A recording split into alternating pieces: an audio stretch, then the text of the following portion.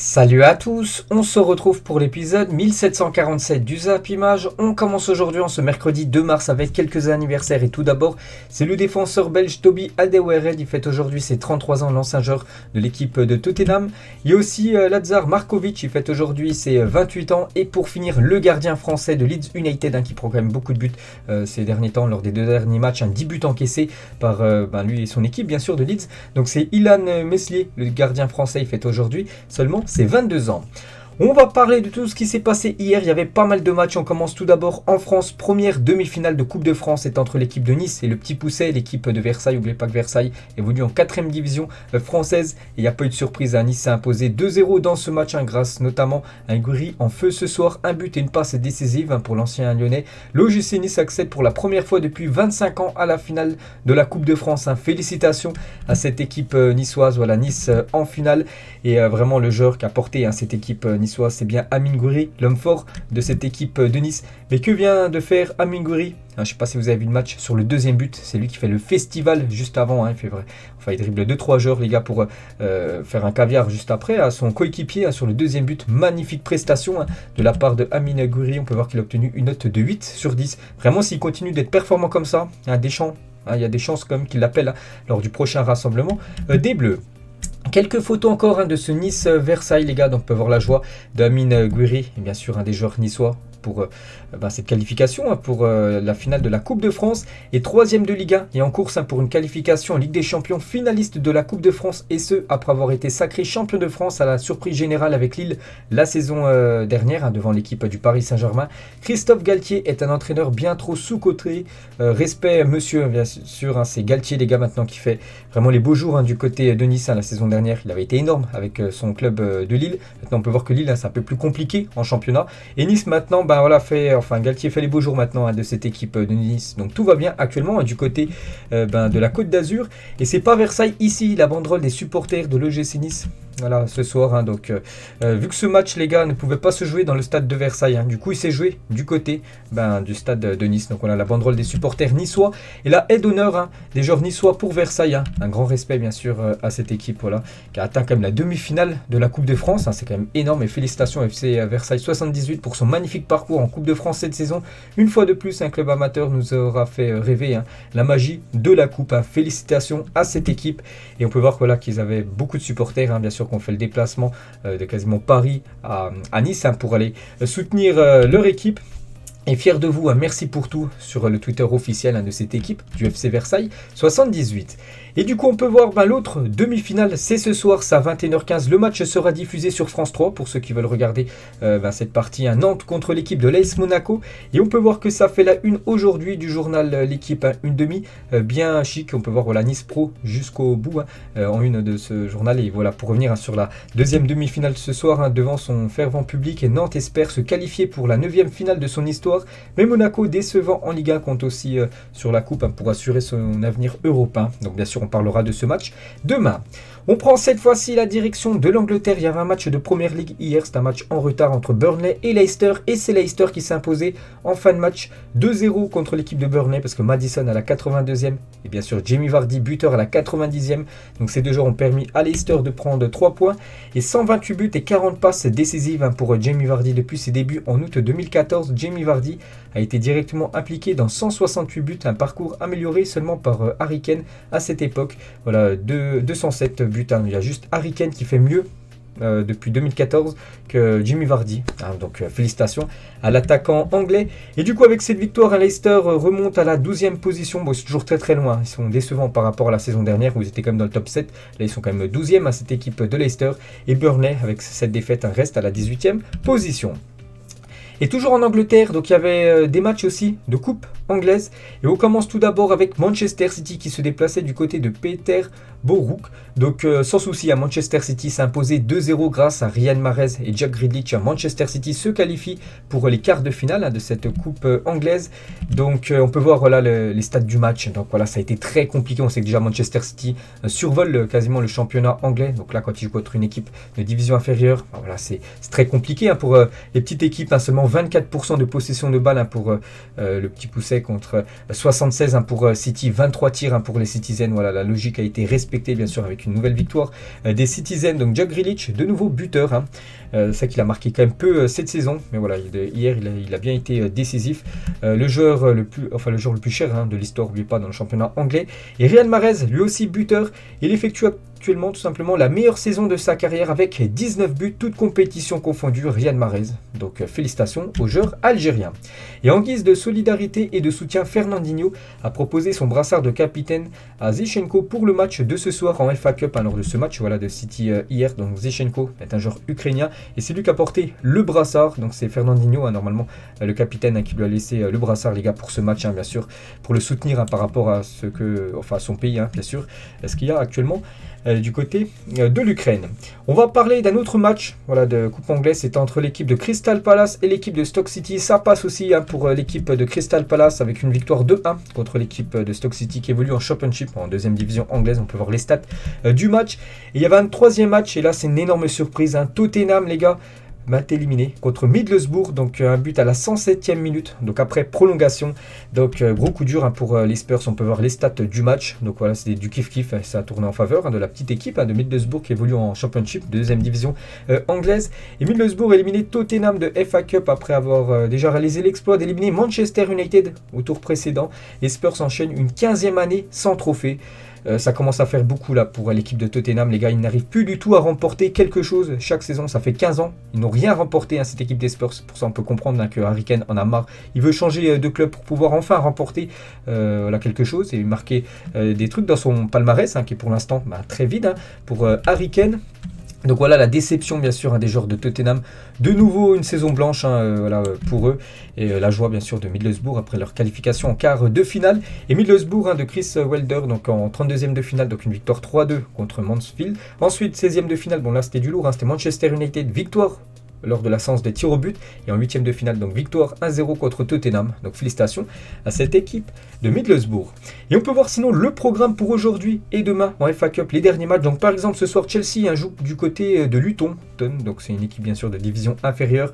Et aussi Liverpool ce soir qui reçoit l'équipe de Norwich. On en parlera bien évidemment demain. Et Southampton contre West Ham. Une petite info concernant ce match, même s'ils joueront à domicile contre West Ham en FA Cup ce soir, Southampton jouera ce soir avec son maillot extérieur bleu et jaune afin de soutenir la cause ukrainienne, parce que voilà c'est le drapeau, c'est les couleurs du drapeau ukrainien, bien sûr le jaune et le bleu. C'est l'entraîneur de l'équipe de Southampton qui l'a annoncé en conférence de presse hier. Donc voilà pourquoi Southampton ne jouera pas avec son maillot rouge et blanc traditionnel, le maillot domicile.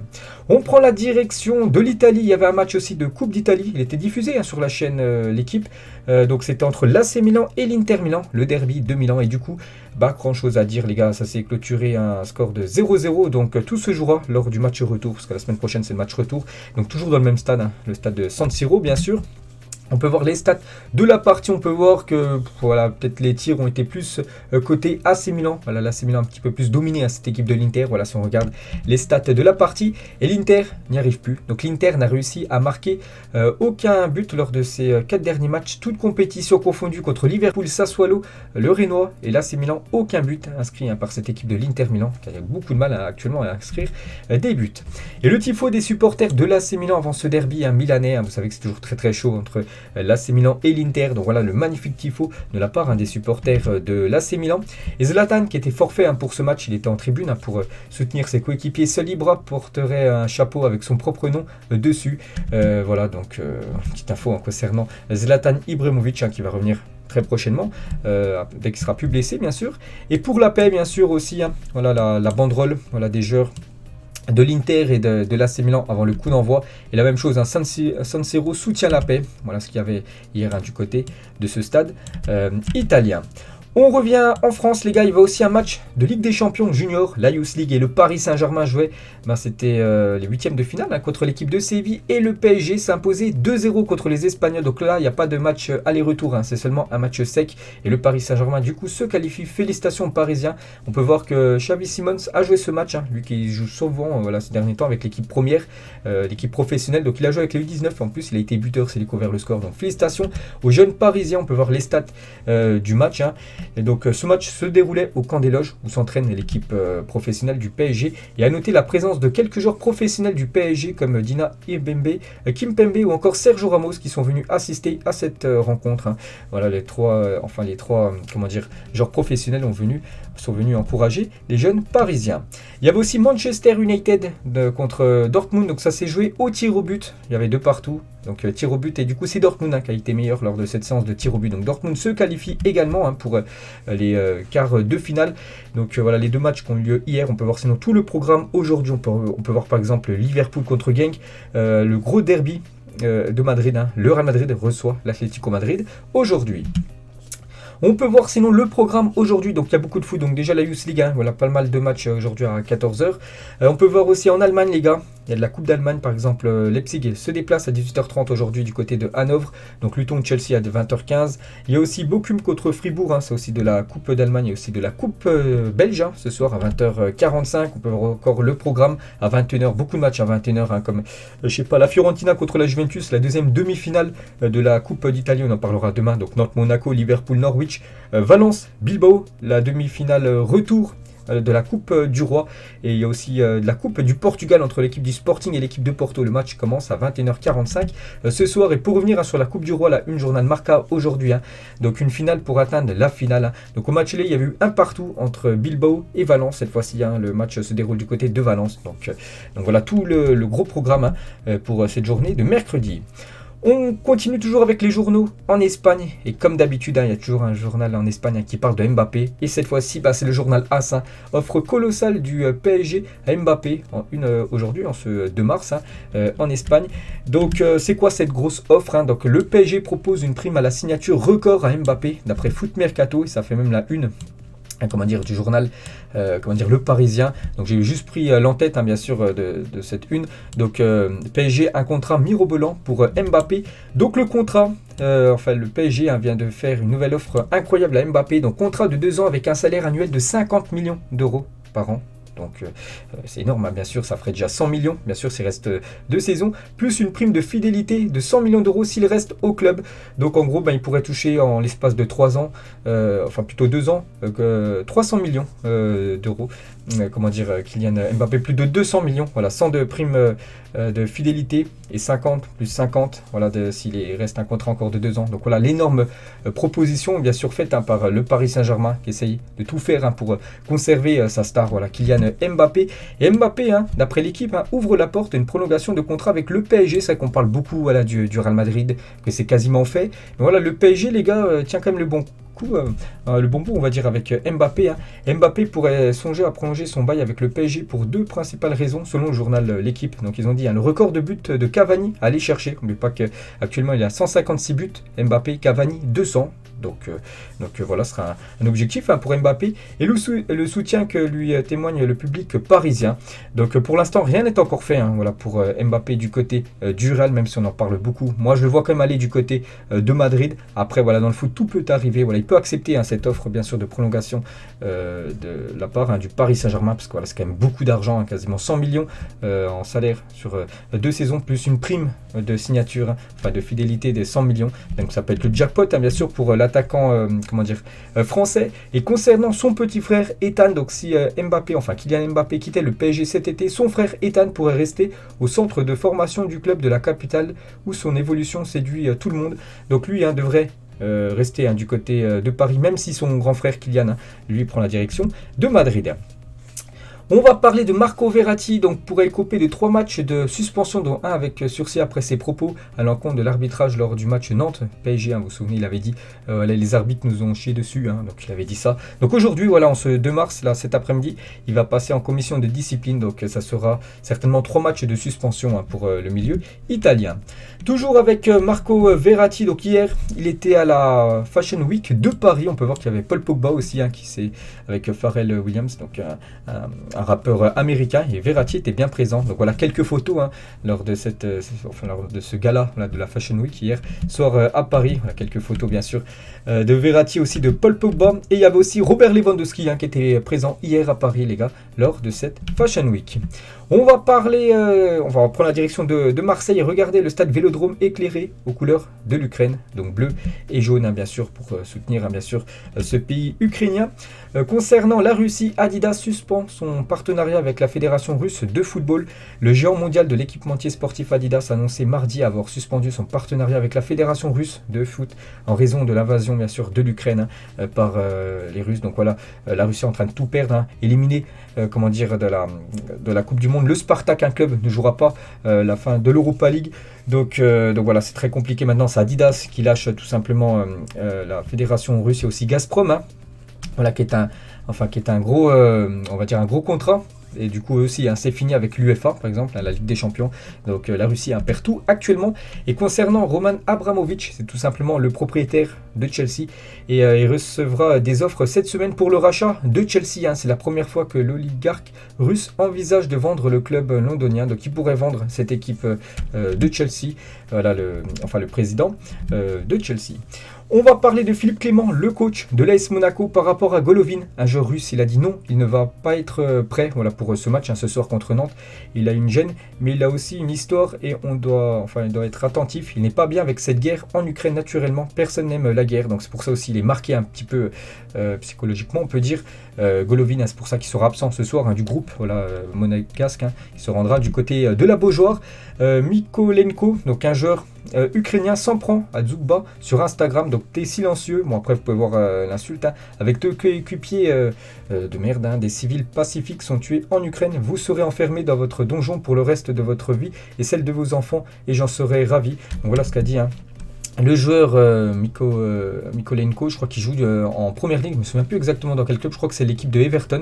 Donc il s'en prend un joueur russe. Bon après il peut rien, voilà, bien sûr Dzougba, c'est pas lui les gars qui a annoncé la guerre, bien sûr c'est le président russe, vous savez, c'est Poutine.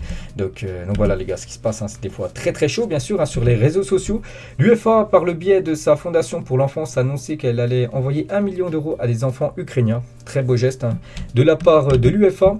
Fares Balouli, joueur de Kharkiv en Ukraine, annonce sur son compte Twitter avoir réussi à quitter le pays. Des mots rassurants après que Kharkiv a été bombardé par l'armée russe cette nuit. L'ancien joueur formé à Lyon a rejoint la Turquie, voilà, pour se mettre en lieu sûr. Et deux mauvaises nouvelles les gars, parce que 2 joueurs ukrainiens sont décédés ce mardi, donc hier. Donc Vitaly Sapilo a été tué au combat à Kiev en voulant défendre la capitale ukrainienne. Donc c'est la personne de gauche. Et à droite, Martinenko est décédé aux côtés de sa mère suite à l'explosion d'une bombe sur leur immeuble. RIP, grosse pensée à ces 2 joueurs qui étaient des footballeurs. Bon, je ne sais pas s'ils jouaient en première division ukrainienne, mais bon voilà, ils pratiquaient le football et sont décédés bien sûr hier. Donc grosse pensée à eux. On revient en France les gars, on va parler de Marseille. Et Puma a lancé aujourd'hui une collection lifestyle avec l'OM intitulée Un football héritage, s'inspirant des années 90. Donc voilà quelques photos de la nouvelle collection de Marseille. On peut voir par exemple le maillot avec l'ancien écusson de l'OM. On peut voir aussi le survêt ou même voilà le maillot de l'OM les gars. Donc voilà, cette nouvelle collection bien sûr est disponible sur le site officiel de l'Olympique de Marseille. Et toujours avec Marseille, donc dimanche soir, l'OM reçoit l'équipe de l'AS Monaco à 20h45 au Vélodrome. Et au moins 57 000 spectateurs sont attendus au stade Vélodrome à dimanche soir pour le choc face à l'AS Monaco. Il y a déjà 48 000 billets qui ont été vendus pour ce gros match de Ligue 1. On prend la direction des États-Unis en 2014. Là aussi, il y avait eu beaucoup de monde lors de ce match entre Manchester United et le Real Madrid. C'était un match de pré-saison. Et une rencontre entre Manchester et le Real s'était déroulée dans le Michigan devant plus de 109 000 personnes dans ce stade, les gars. C'est énorme. Par exemple, le Camp Nou, c'est 99 500. La capacité max, là, il y avait plus de 109 000 personnes qui ont assisté à ce match de football. Ensuite, saviez-vous concernant le jeune Harvey Elliott, un jeune anglais qui joue du côté de Liverpool. Donc il n'a joué que 17 fois pour Liverpool, mais il a déjà gagné la Super Coupe de l'UEFA, le Mondial des clubs, la Première Ligue et la Carabao Cup. Et il n'a que 18 ans, ça qui joue très très peu parce que c'est un jeune joueur, il joue de temps en temps, quelques minutes par-ci par-là. Mais voilà, il est très rarement titulaire, il a déjà remporté 4 gros trophées à seulement 18 ans, en seulement 17 matchs du côté des Reds. Lors du dernier match entre Liverpool et Chelsea, où Liverpool s'est imposé lors de la finale, c'était dimanche dernier, donc c'était chaud entre c'est Kai Havertz et Alexander Arnold. Donc regardez par exemple comment ils se voyaient les deux, hein. Donc une photo plutôt marrante. Toujours avec le championnat anglais les gars, donc officiel, le nouveau ballon de la Première Ligue pour la fin de la saison. C'est officiel, hein, ça sera ça maintenant le ballon qui sera utilisé lors des matchs en peine. Hein. Concernant le futur ballon de la Coupe du Monde, donc c'est toujours pas officiel, mais d'après Footy Inline, donc dès que Footy Inline donne une info, c'est souvent vrai. Donc ça devrait être ça les gars, le ballon qui sera utilisé hein, pour cette future Coupe du Monde au Qatar. On va parler de Memphis Depay, c'est officiel, il quitte l'équipementier Nike et il signe chez Puma. Voilà, c'est officiel les gars. Il rejoint Puma, Memphis Depay. Et hier, il était en live avec Neymar, lui aussi, hein, qui avait quitté là il y a quasiment plus d'un an Nike hein, pour rejoindre l'équipementier Puma. Et hier, ils étaient en live, hein, les deux. Voilà, ils ont discuté parce qu'ils sont bien sûr amis.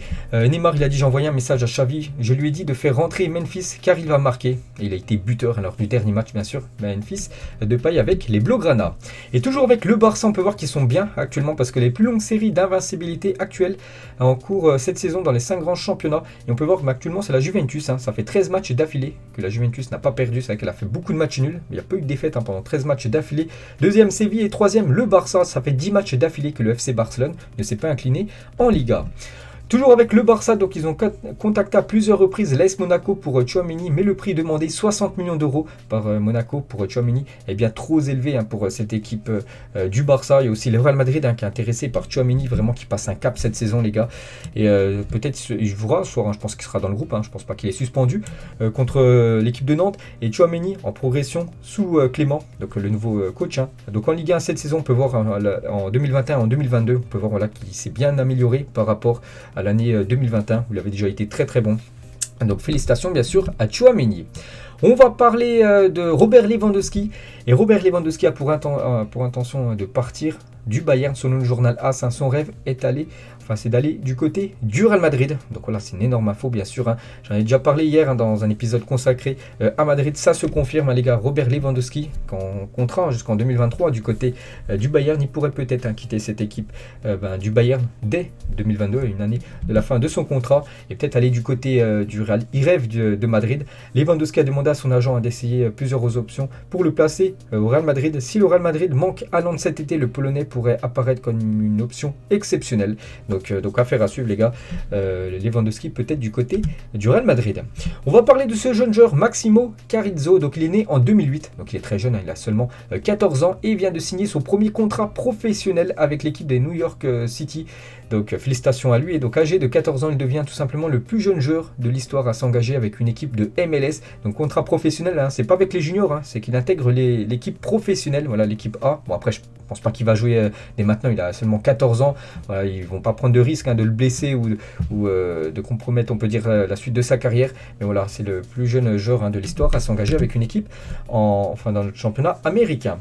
Gignac les gars annonce qu'il terminera sa carrière au Tigre. Hein, la MLS honnêtement non, j'ai toujours dit que je voulais terminer ma carrière avec les Tigres car je sens que c'est ici que je veux vivre plus tard. Donc voilà ce que dit un Gignac.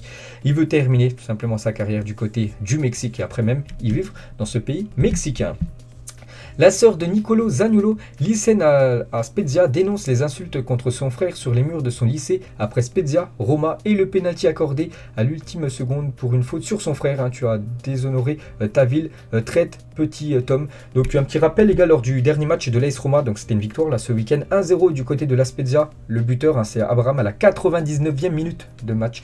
Donc il y avait plus de 9 minutes de temps additionnel parce qu'il y a eu un penalty, c'est Nicolo Zaniolo qui l'a obtenu. Et du coup sa sœur qui est lycéenne du côté de la Spezia, donc l'équipe battue hein, par l'AS Roma, donc elle a eu beaucoup de critiques hein, par rapport au penalty obtenu par son grand frère. Il y a 16 ans, jour pour jour, donc Léo Messi inscrivait son premier but sous le maillot argentin. Et aujourd'hui, il est le joueur le plus capé, 158 matchs avec l'Albi Céleste et le meilleur buteur 80 de l'histoire de la sélection, hein, la légende Léo Messi. David Alaba et Eden Hazard se sont refait une beauté. Ils sont passés chez le coiffeur, hein, les deux joueurs madrilènes.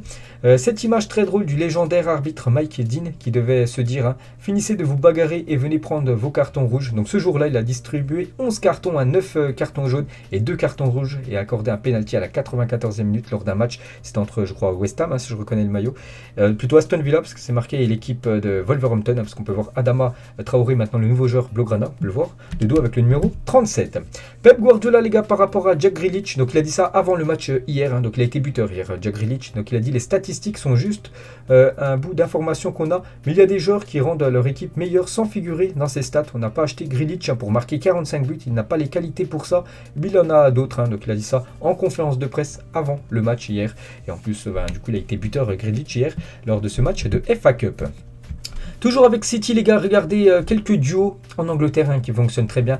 Le duo De Bruyne, Phil Foden, ou même le duo Mané-Salah du côté de Liverpool, le duo Son, Harry Kane du côté des Spurs, ou même le duo portugais Fernandes et Cristiano Ronaldo du côté de Manchester United. Et toujours avec Manchester United, le jour où Sir Alex Ferguson s'est imposé 2-0 contre Arsenal en alignant 7 défenseurs dans le match. Regardez la compo de Manchester United, c'est un match de Premier League, et avec tous ces défenseurs, Sir Alex Ferguson avait réussi son coup parce que c'était quand même imposé lors de cette rencontre. Pablo Longoria, le président de l'OM, hier il était sur une émission Roten sans flamme sur RMC, donc il quittera le foot après son passage à l'OM, c'est ma dernière aventure à haut niveau, le monde du foot, je ne suis pas sur le marché, mon rêve est d'avoir mon temps à Marseille, après mon rêve serait de retourner voyager. Donc voilà l'ambition, le futur on peut dire du président actuel Longoria du côté de Marseille. Une photo de Karim Benzema, KB9 bien sûr, qui a J-8 de ce gros match contre l'équipe du PSG. On attend un grand Karim Benzema. On peut voir aussi Benzema avec d'autres joueurs du Real comme Marcelo ou même Gareth Bale, toujours madrilène, deux anciens joueurs comme Cristiano Ronaldo et bien sûr Sergio Ramos. Là c'était la grande période de l'équipe madrilène. Les défenseurs les plus décisifs d'Europe, et le premier, c'est un Français, c'est Klose, 4 buts et 9 passes décisives. Il fait mieux que Trent Alexander-Arnold, 2 buts et 10 passes décisives.